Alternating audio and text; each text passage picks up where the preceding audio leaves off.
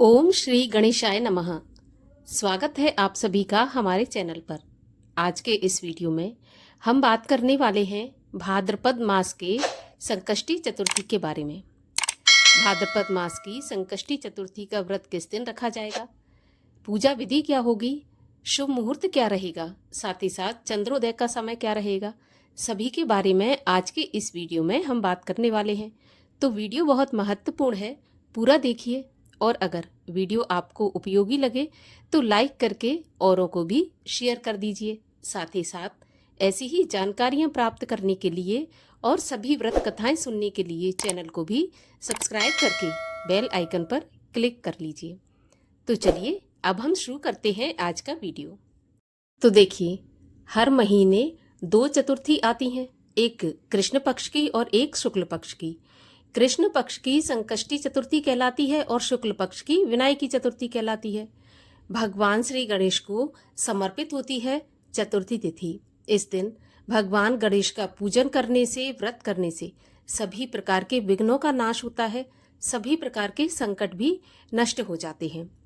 भाद्रपद मास के कृष्ण पक्ष की संकष्टी चतुर्थी को हम हेरंब चतुर्थी या फिर बहुला चौथ के नाम से भी जानते हैं।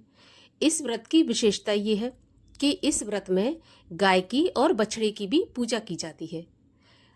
भगवान श्री गणेश को समर्पित ये व्रत सभी मनोकामनाओं को पूर्ण करने वाला है। विशेषकर अगर संतान उत्पत्ति में बाधा आ रही है या फिर संतान की उन्नति में किसी प्रकार की बाधा आ रही है, उसमें ये व्रत विशेष फलदायी होता है।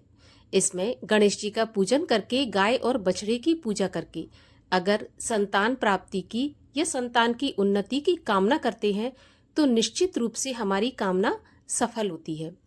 भगवान गणेश को विधि विधान से पूजकर लड्डुओं का, मोदक का भोग लगाने के बाद, दूर्वा इत्यादि अर्पित करने के बाद गणेश जी की कथा सुननी चाहिए, आरती करना चाहिए और इस चौथ में चंद्रमा के दर्शन करना अनिवार्य होता है। चंद्रमा को अर्घ्य देना होता है। देखिए, जहाँ पर विनायकी चतुर्थी में हम चंद्र दर्शन को वर्जित मानते हैं, वहीं पर संकष्टी चतुर्थी में चंद्रमा के दर्शन के बिना ये व्रत पूर्ण नहीं माना जाता है। तो चंद्रमा को अर्घ्य देने के बाद ही अपना व्रत खोलना चाहिए।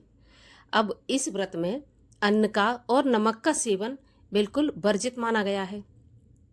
अगर आप में सामर्थ्य है तो आप निराहार रहकर ही इस व्रत को पूर्ण करें, परंतु यदि सामर्थ्य नहीं है तो फिर आप फलाहार से या लिक्विड लेकर, जैसे जूस, दूध इत्यादि लेकर भी इस व्रत को कर सकते हैं। लेकिन ये जो हेरंब चतुर्थी है, भाद्रपद मास की संकष्टी, इसमें एक विशेष ध्यान रखना है। आपको गाय के दूध का या गाय के दूध से बनी किसी भी चीज का सेवन नहीं करना है इस व्रत में। बाकी चतुर्थी में कर सकते हैं हम, लेकिन इस चतुर्थी में गाय के दूध का सेवन बिल्कुल नहीं करना है। तो इस बात का आपको ध्यान रखना है। अब इस व्रत में और क्या करना है, इस व्रत में आपको गाय को हरा चारा भी खिलाना है। अगर बछड़े वाली गाय आपको कहीं पर मिल जाए तो अति उत्तम है। अगर नहीं मिलती तो आप गाय को केवल चारा खिला सकते हैं। अगर बछड़ा नहीं मिलता तो, अगर बछड़ा है तो फिर आप बछड़े को भी खिलाएं। ये निश्चित रूप से आपको इस दिन करना है। इसके अलावा भी व्रत के और भी नियम है जो पालन करने हैं, जैसे कि किसी की चुगली नहीं करना है, दिन में शयन नहीं करना है, बार बार आपको पानी या चाय इत्यादि भी नहीं पीना है, क्योंकि बार बार अगर हम कुछ खाते पीते हैं तो उससे भी व्रत भंग होता है।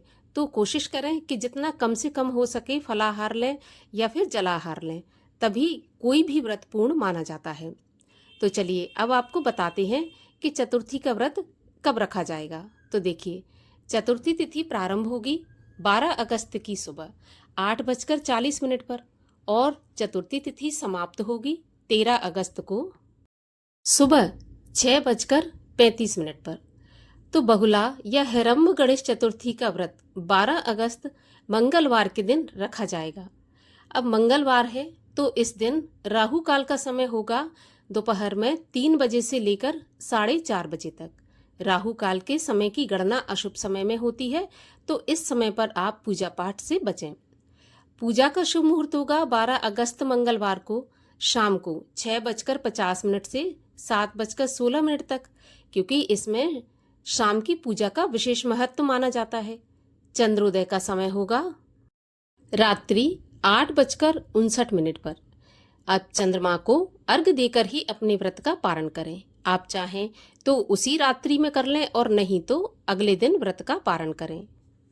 और इस दिन भद्रा का साया भी मृत्युलोक पर है, तो आप 8:40 तक भद्रा का साया रहेगा।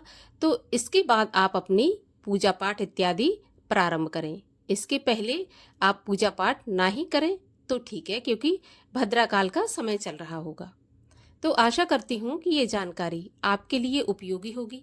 अगर आपको जानकारी अच्छी लगी हो तो लाइक करके शेयर अवश्य करिएगा। साथ ही साथ चैनल को भी सब्सक्राइब करके बेल आइकन पर क्लिक कर लीजिए। तो चलिए अब मिलते हैं अगले वीडियो में।